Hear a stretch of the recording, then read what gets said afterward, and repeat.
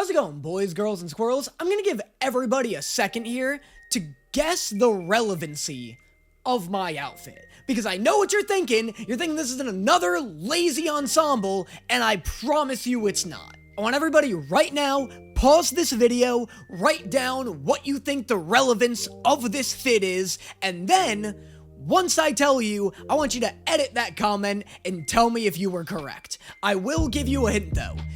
It is relevant to today's video, however, it is also relevant to a different movie, arguably more relevant. Here we go, ready? This is your window to pause. 3, 2, 1. Now I'm gonna tell you the answer. I'm vaguely Coco themed. Because we're in the Underworld Saga, baby! Doesn't it, you know, the little guitar, the white guitar? I kinda look like the flower bridge. This one's not bad. I'm gonna be astounded to see if anybody guesses that, because boy oh boy am I kind of cheating here. Anyway, we're in the Underworld Saga. This is apparently the finale of the first act of Epic the Musical. We are kinda cruising through it. The fact that this is act 1 of 3 kinda rattled me a bit because of my views on Ruthlessness. Ruthlessness was such a end game type of song.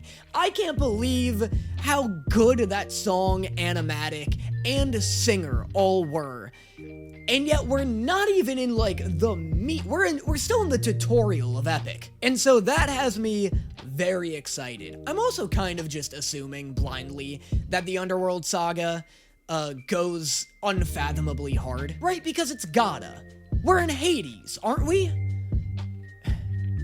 I don't know if I want to ask this question. Hades is a man and a place, correct? It's like Planet Vegeta. Hades is hell, and also the man who doth run it. I know that's stupid. I just feel like I'm being stupid. I'm just real insecure lately about my knowledge. I feel like I'm right, but I also feel like that's an easy thing to get incorrect. You know, if someone was like, no, the place is Tartarus, which I think is another different place. But if someone was like, no, the place isn't Hades, that's just the guy, I really couldn't fight about it. Anyway, regardless, we're there. And I feel like it's gonna be sick. I feel like it's either gonna be sick or just traumatizing, considering the trail of bodies that Odysseus is leaving in his wake. But anyway, but first, do you like Epic the Musical?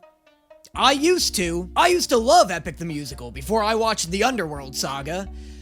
Now I just kind of hate being alive. But if you love Epic the Musical and can at least tolerate existence, then boy oh boy do I have the experience for you. You see, I love tea. I kind of have to love tea, considering how loud and yappy I am. And thankfully, there is a company called the Gilded Tiefling that makes Epic the Musical themed teas based around different sagas and songs. They have Holy Moly by Hermes, Quick Thought by Athena, Chimera Call by Circe, and when I say that this is an experience, I mean an experience. Their presentation is outrageously good. Look at this box they sent me right here. Ready? This is a little tea sampler. Isn't that the coolest thing you've ever seen in your life? Look at these spoons. Look at these luxury teaspoons with little gems and crystals and stuff. I'm bad at displaying things. In terms of a themed experience, this is hands down some of the best presentation I've ever seen in my entire life. And not only is buying a lineup of themed teas just an incredibly fun experience to have, but their teas are all incredibly delicious. I assume. I don't really drink tea like a normal person. I drink tea like a butterfly. Like the soft little butterfly man that I am. If you couldn't already gather that from all of the razor cuts all over my face. The way I drink tea is 40% honey, 30% sugar, 20% echinacea, and 100% reason to remember the name. That didn't really add up to 100%. The remaining 10% is the tea. But like I said, something like this, whether it's a beverage or a snack or whatever, just themed around something you love, is more that, you don't really buy it, because you're like, oh, I want a delicious new tea. It is an experience. Get your friends together, have a little Epic the Musical watch party, and as you're going through the songs, drink the corresponding teas. That's the way things like this are meant to be enjoyed. Just like the way things like this are meant to be purchased is through my affiliate link. If any of this sounds fun to you, you want to try out these teas, you want to get your friends together, do a little event party, make sure you consider checking out the link in my description below to use my affiliate link to check out the Gilded Tiefling today. Thank you so much to the Gilded Tiefling for partnering with me, and now, on with the video. Let's get into it. Friends, Cersei's instructions were clear. Damn, hey Odysseus, you doing alright? You good, buddy? This trip seems to be treating you sorta rough. This is fucking punished Odysseus we're looking at here. This is the most haggard and weathered version of him I have seen yet. Slot confuses your mind, so no matter who we find. Poor deranged Odysseus. They got my boy looking like Heimerdinger in this animatic. He looks like a man a group of pirates would find on a 12-foot wide island, guarding a single coconut with his life. Full speed ahead until we find the prophet. Good. The scale here is really cool.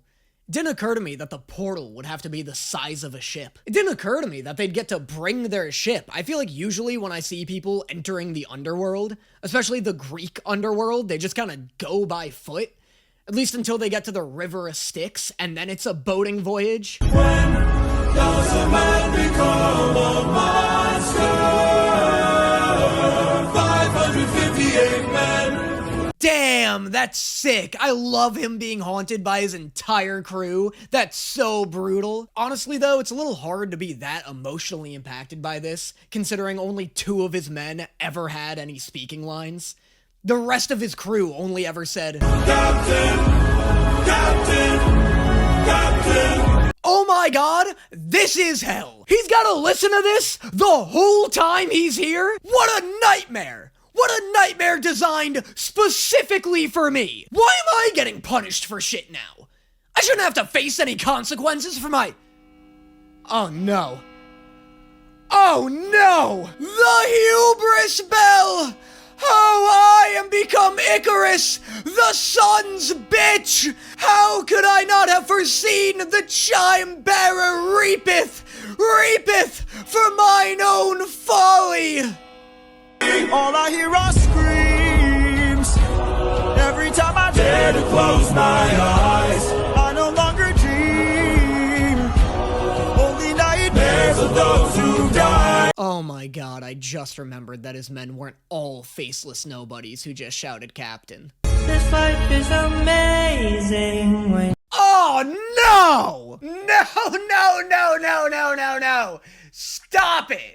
with open arms. Oh, his soft little voice! Wow, hey, I wasn't lying when I said I never want to hear this song again. By the way, if you're taking notes, Epic the Musical. I've listened to The Horse and the Infant, Ruthlessness, Wouldn't You Like, Keep Your Friends Close, all of these songs like a dozen times each since recording those individual videos.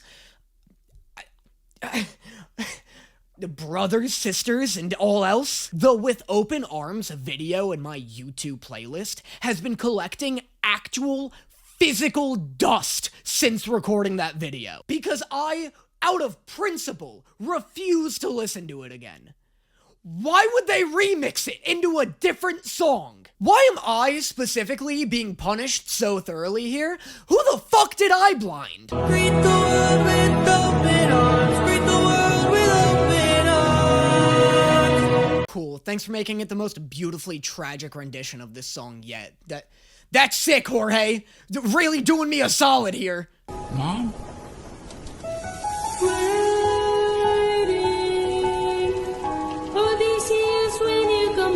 Is this Jorge's actual mom? I don't know anything about his actual mom. Like, we're not, like, close or anything. It's not like I heard her voice and was like, oh my god, that's Mrs. Jorge's mom. I only ask because I know his partner plays Cersei, and Odysseus's mom seems to have, like, a bit of an accent, which I don't know why she would if it weren't Jorge's mother. you know? I just see him doing that. Like, that seems like a fun bit of nepotism, you know? I'm waiting. I took too long. Ooh, wow, wow, wow, wow, wow. Wowie. And I cannot stress this enough. Zowie. That actually fucked me up a little bit.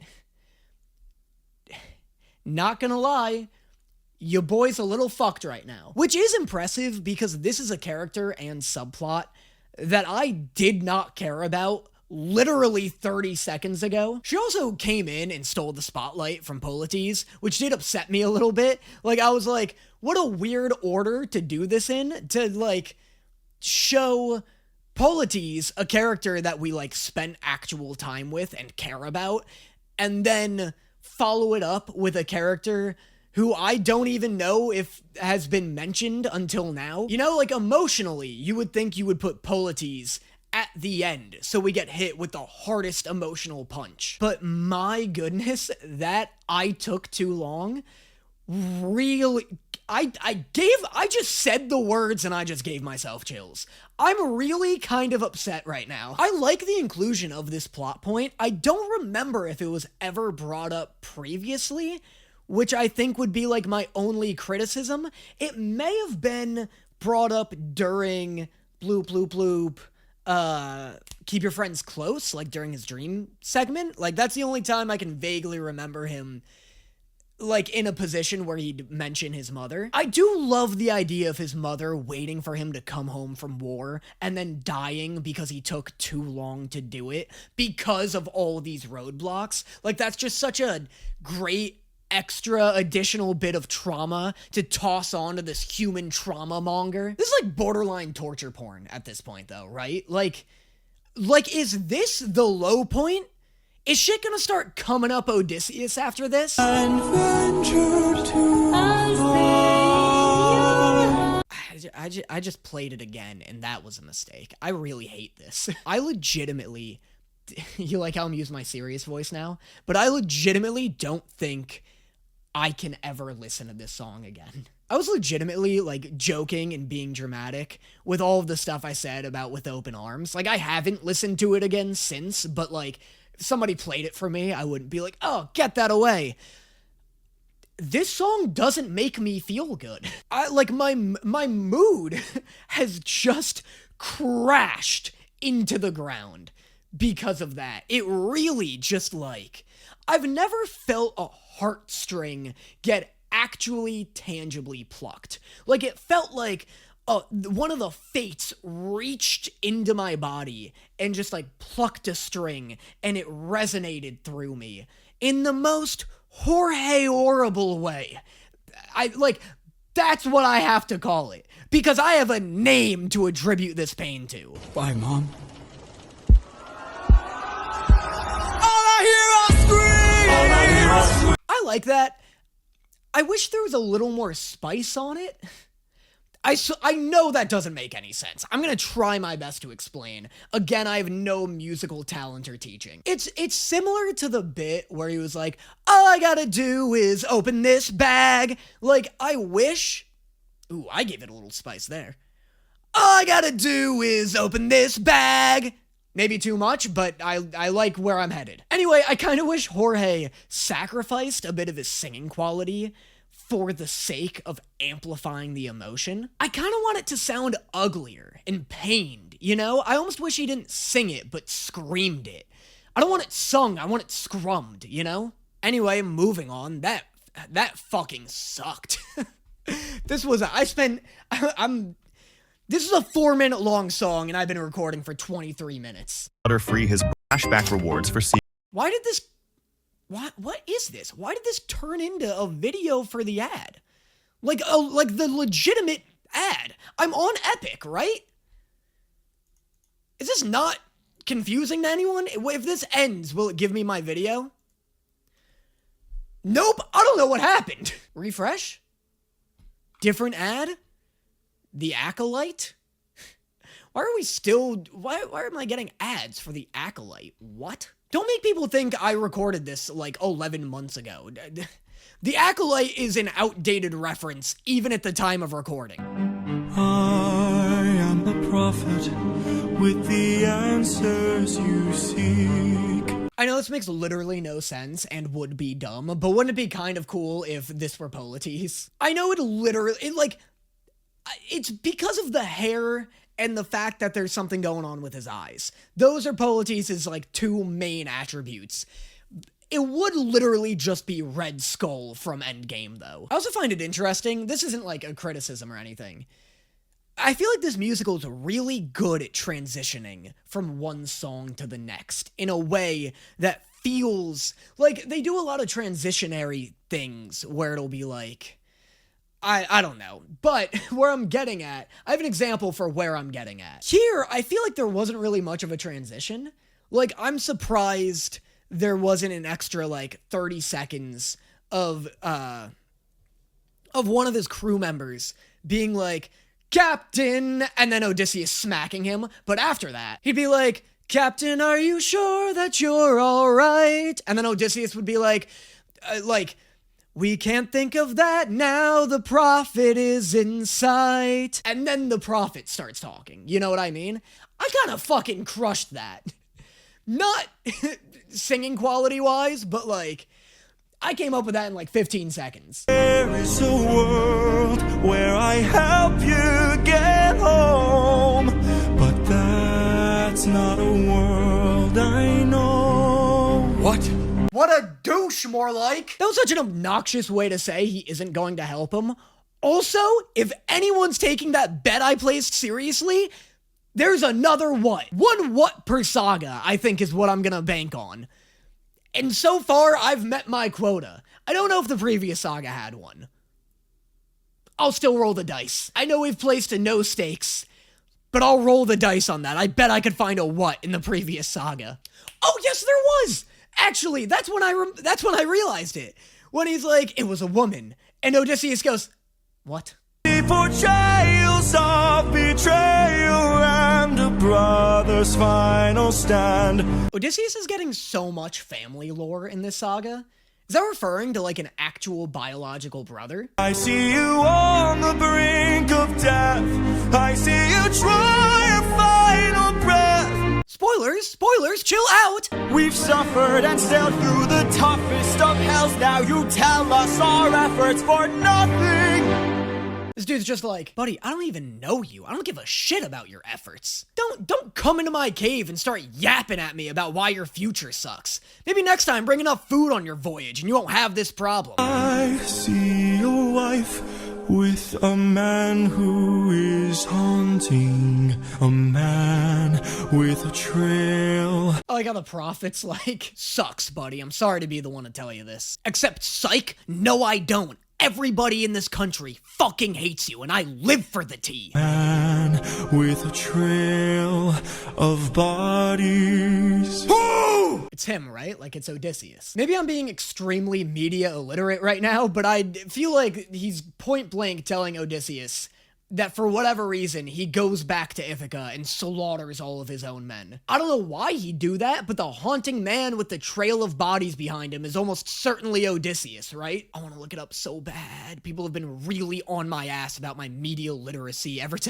since I went off about Octavia in my Hell of a Boss season finale video. I'm really afraid of being wrong for some reason in this particular instance. I'm really afraid of getting called a dumbass for this specifically, and I don't know why. I guess to make it all alive, but it's no longer you. This part's hype, and also I feel confirms my theory about the haunting man with his wife being Odysseus. Also, this is so Bungo Stray Dogs of this artist. Didn't that look, like, identical to Gogol?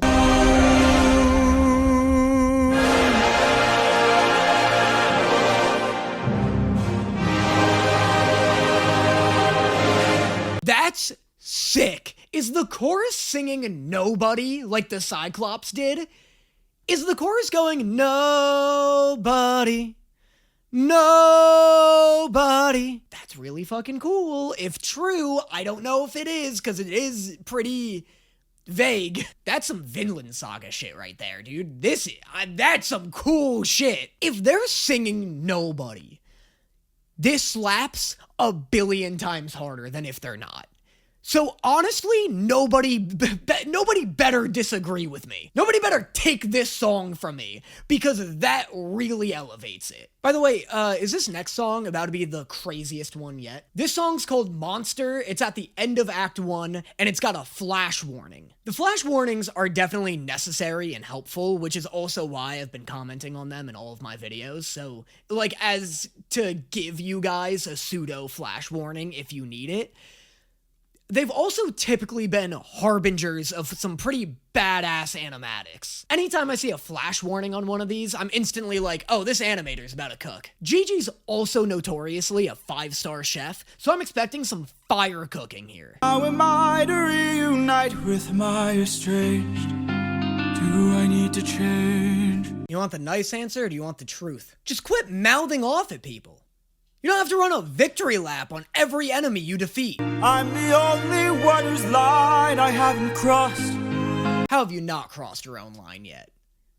What, do you have a 2-baby limit? This whole musical opened with you murdering a baby, and then everything was downhill from that point. I'm so not excited to find out what your version of crossing the line is. What if I'm the problem that's been hiding all along? What if?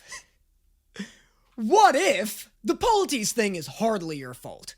You didn't want to listen to the Bears, and Polites convinced you to greet the world with something I don't even want to fucking finish. I'd even go to bat defending you on the Cyclops thing. Emotions were high, and there was no reason you should have thought you would receive consequences for giving the Cyclops your name and address. My beef is every time you've gotten sassy with a god after those moments. You dropping a verbal emo on Cersei was a crazy move, considering that attitude is what got 500 of your men killed. What if I've been far too kind to foes, but a monster to ourselves? It's really cool that the whole world is trying to teach him he needs to be more aggressive and more ruthless. And it's the exact lesson Polites died trying to keep him from learning. That's just really cool. I like how the world is objectively a worse place without Polites in it. I also really like the fact that he's like, what if the reason I keep letting monsters live is because I'm a monster myself? That's a really cool way to make empathy sound like a bad thing. This is like one of the most punishing stories I've ever seen. And I read like grim dark fiction. It's crazy that the only lessons life is teaching Odysseus is that the good are punished. Is the Cyclops struck with guilt when he kills? Is he up in the middle of the night? Or does he end my men to avenge his friend and then sleep knowing he has done him right? This is really cool. I really like this emotional struggle. This is also a great way for him to assess whether or not he is, in fact, a hashtag monster. Because yeah, like, what a great question. I'd assume the answer is no, because the Cyclops did send Poseidon to go massacre all of Odysseus's men. But at the same time, I feel like that's not unlike something Odysseus would do if he had the power to do it. This is also interesting because it's like Odysseus trying to see if he's a monster or if nobody is.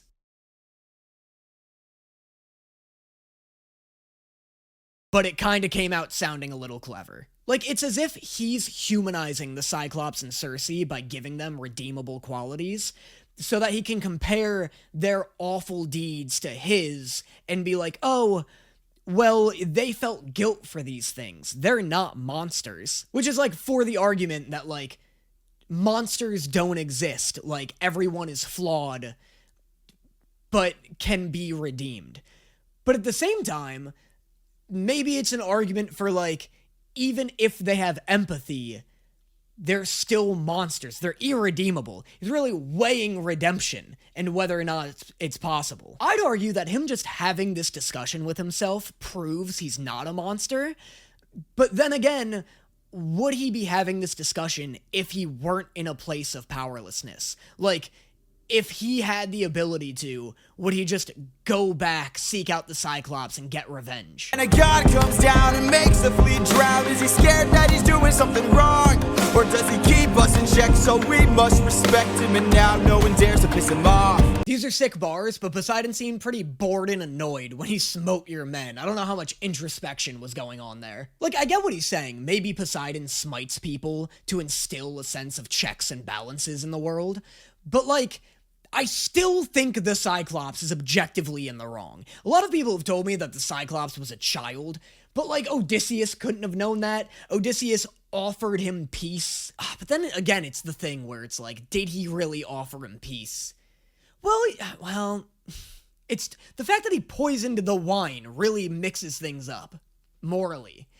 And then it's like, God, the wine poisoning, so interesting. Because it mixes it up, but could Poseidon have known? You know?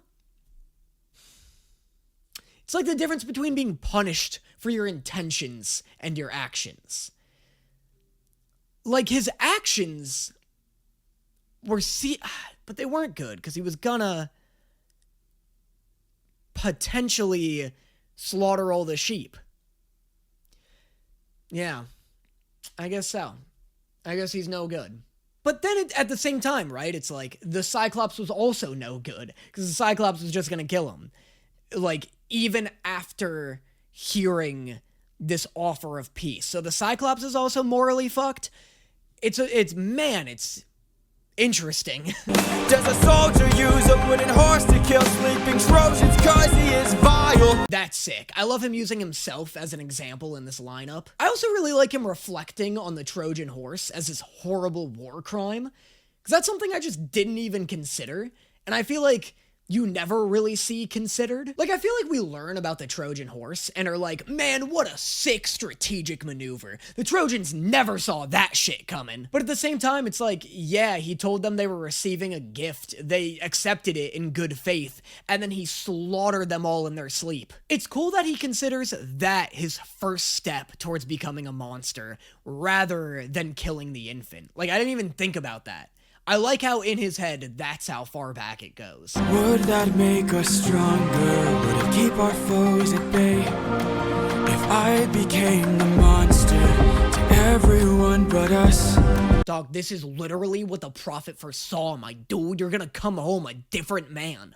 I lost my best friend, I lost my mentor, my mom, 500 men gone, this can't go on. I fucking love this villain arc Odysseus is on. I think I confirmed love the Odyssey. This is really checking all of my boxes. And if I gotta drop another infant from a wall in an instant so we all don't die, then I'll become the monster. Oh, hide your babies! Odysseus doesn't give a fuck anymore! Oh my god, he isn't on his villain arc, he's just turning into me!